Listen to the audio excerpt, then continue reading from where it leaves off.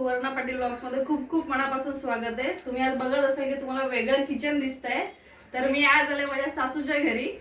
या आई, तर या आहे माझ्या सासूबाई विजया पाटील। तर आज माझ्या सासूबाईंच्या हातचे तुम्हाला थंडीमध्ये एक स्पेशल खातात ते मेथीचे लाडू, त्याची रेसिपी दाखवणार आहे। आणि डिंकाचे लाडू, काही जण मेथीचे खातात काही जण नाही खात, त्यामुळे आपण एक मेथीचे प्रकार करणार आहे आणि एक विदाउट मेथीचे करणार आहे। तर चला सुरू करूया। तर त्यासाठी काय काय लागणार आहे ते पहिले मी दाखवते। त्यासाठी आपण खोबरं किसून गेले, आपण जवळजवळ अर्धा किलो आई अर्धा किलो खोबरं किसून घेतलंय। खारीक घेतली आहे किती अर्धा किलो, काजू, बदाम आणि मेथीचे लाडू डिंकाचे लाडू म्हटलं की डिंक तर आलाच पाहिजे। डिंक किती घेतलंय आपण 200 डिंक आपण 200 ग्रॅम घेतलंय। बेदाणे आणि खसखस, आई खसखस किती घेतली आपण?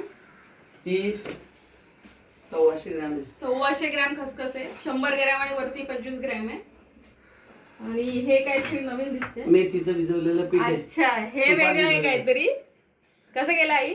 हे मेथी भाजून हा त्याचं पीठ केलंय आणि तूप गरम करून गरम तुपामध्ये ते भिजत घातलंय, म्हणजे त्याचा कडवापणा निघून जातो। अच्छा, म्हणजे मेथीचे लाडू कडू लागत नाही अशी पद्धत केल्याने हे वेगळी पद्धत आहे। चला तर पहिले काय करायचंय, कढई ठेवली आपण तापत, आणि हो मेन तूप तर राहिलंच आपलं, अर्धा किलो तूप आहे।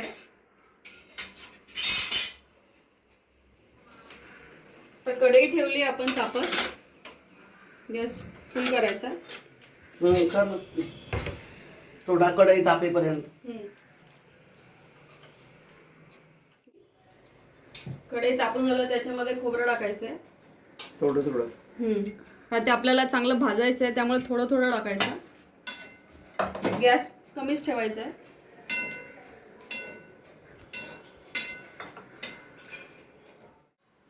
झालेलं आहे म्हटलं तरी चालेल। खोबऱ्याचा कलर बदललाय, अशा प्रकारे ते भाजून घ्यायचे। थोडासा ब्राऊन, जास्त काळे नाही करायचे, आता त्याचा कलर बदलेल। थोडासा ब्राऊन ब्राऊन होईपर्यंत आता ते काढून घ्यायचे। खोबरं नंतर भाजायचं।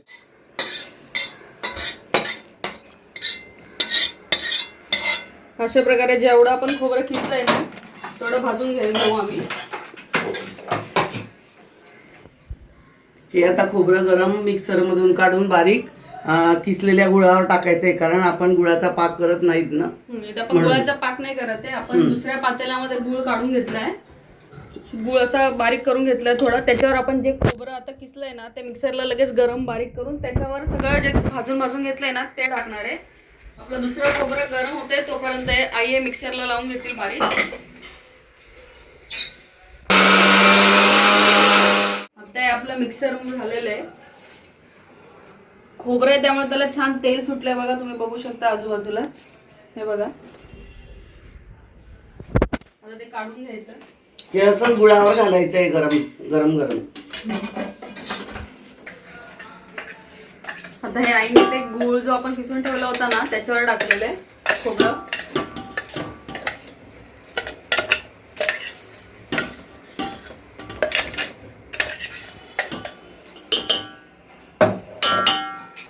आपलं खोबरं झालंय भाजून, मिक्सरला वाटून पण झालंय। आता आपण त्याच कढईमध्ये खसखस टाकायची। किती टाकू? पूर्ण टाकायची। अच्छा, पूर्ण भाजून घेऊ पहिले। अर्धी खोबऱ्यामध्ये वाटायची हा, आणि अर्धी अख्खी टाकायची, लाडू म्हणजे दिसायला छान दिसते। अच्छा, ती पहिले ती पूर्ण भाजून घ्यायची, नंतर जे खोबरं आपण वाटतो थोडंसं त्याच्यामध्ये टाकायचे, त्याच्यानंतर ती टाकायची, थोडी मिक्सरला वाटायची आणि बाकीची जी अख्खी आहे ती डायरेक्ट याच्यात टाकायची। आता खसखस भाजून घेते, होतं भाजलेलं की, कारण आपल्याला ते खसखस त्याच्यामध्ये टाकायचे, म्हणून आता ते आई मिक्सरला ते खोबरं थोडं टाकतील आणि आता जी मी खसखस भाजते त्याच्यातली थोडी खसखस याच्यामध्ये टाकायची वाटायला आणि बाकीची गुळाच्या याच्यात टाकायची। आपली भाजून झालीये, जास्त वेळ नाही भाजायची ती, नाहीतर ती खूपच काळी होईल, करपून जाईल। आणि आता याच्यातली थोडी खसखस आहे जी आपण खोबरं ठेवलंय त्याच्यात टाकायचे। आई मला सांगा किती? अर्धी।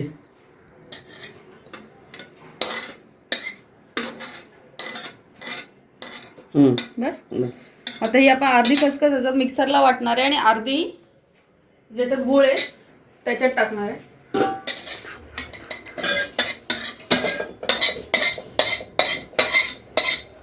डिंकाचे लाडू, मेथीचे लाडू मध्ये खसखस टाकायचीच असते.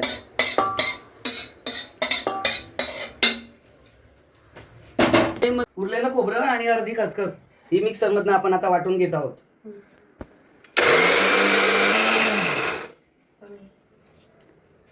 हो हो हो, अशा प्रकारे आपली वाटून झाली आहे. हे आता गुळामध्ये मिक्स करायचंय. त्याच्यात त्या पातळीला आपण सगळं टाकलं. पहिले गुळ टाकलेला, त्याच्यानंतर किसलेलं खोबरं जे भाजून घेतलं ते टाकलेलं, खसखस जी अर्धी याच्यात टाकली, जी उरलेली होती ती याच्यात टाकली. आता हे सारण आई याच्यात टाकते.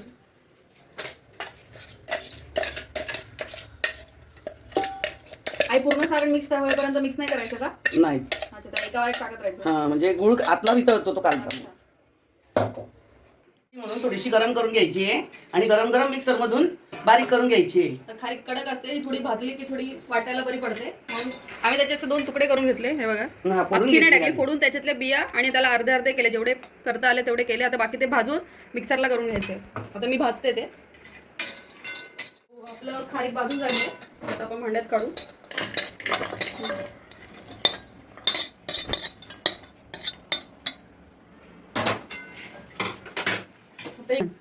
खारी आपली चांगली भाजून झाली आहे. आता ती गरम गरमच मिक्सरला लावायची आहे, म्हणजे बारीक होते. मी तूप टाकायचं. त्याला काजू बदाम थोडंसं ते तुपामध्ये तळून घ्यायचे.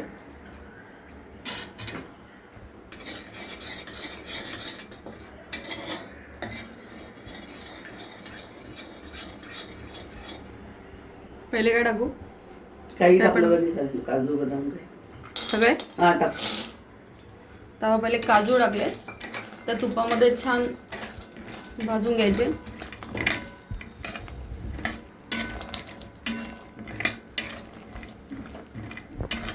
झाले आपला सगळा तुपामध्ये भाजून.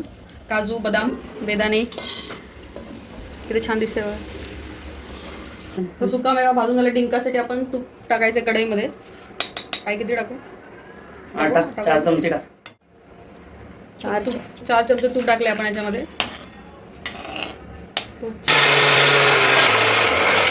आता बारीक झालेली आहे, झाकण उघडायचंय अशा प्रकारे.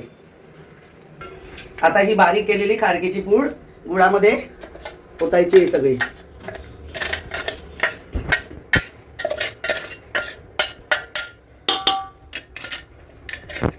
तापले का? थोडंसं टाकून बघूया.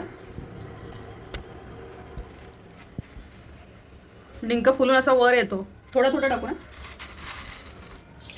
थोडा थोडा टाकायचा. आता फुलतो. सगळं फुललेलं आहे. भांडं गरम असेल ते. डिंक काढून घ्यायचा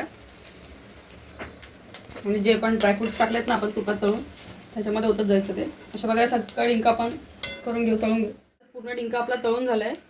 त्याच्यामध्ये तूप टाकायचं आणि पूर्ण तूप अजून तापू द्यायचं. आणि जे तापलेलं तूप आहे ते आपण ज्या भांड्यामध्ये गूळ वगैरे सगळं काढलं आहे ना त्याच्यात ते टाकायचं.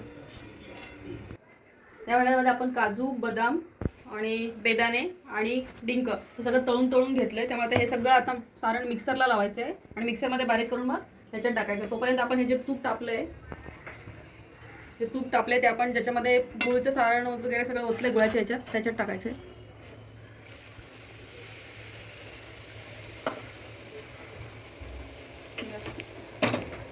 हे आपण पातेल्यातलं जे घेतलेलं काजू बदाम सगळं ते मिक्स करून वाटायला घेतलंय. आता ते मिक्सरमध्ये बारीक करूया.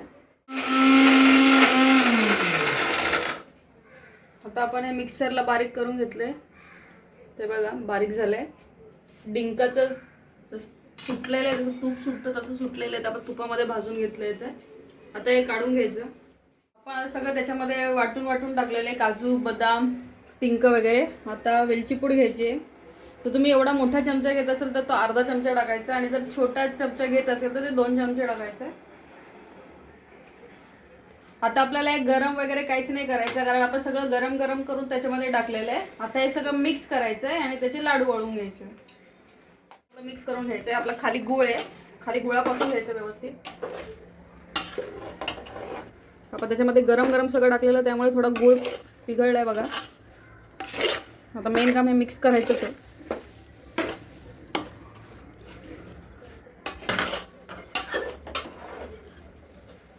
आता हे आपलं चांगलं मिक्स झालंय.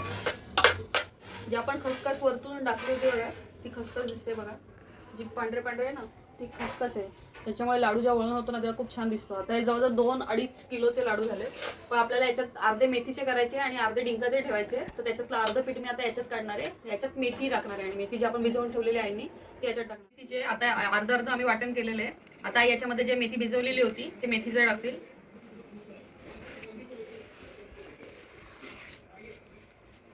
जी मेथी भाजून बारीक केलेली तुपामध्ये भिजत घातलेली ती आता टाकतील आणि मिक्स करून घेतील. आपल्याला जशी लागेल तशी टाकायची आहे का मेथीचं ते. जर तुम्हाला कितपत कडू पाहिजे त्या हिशोबाने त्याच्यामध्ये मिक्स करत जायचं. तोपर्यंत मिक्स करते तोपर्यंत मी लाडू वळून घेते. डिंकाचे लाडू तुम्हाला किती छोटे मोठे हवे ते बनवा. मी मीडियम साईज बनवते म्हणजे खायला पण बरा पडतो.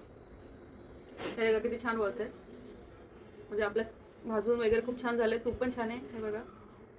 अशा प्रकारे आम्ही लाडू वळून घेतो. माझे डिंकाचे लाडू आणि आई तुमचे. माझे मेथीचे लाडू अशा प्रकारे तयार झाले आहेत बघा कसे वाटतात ते कमेंट करून सांगा.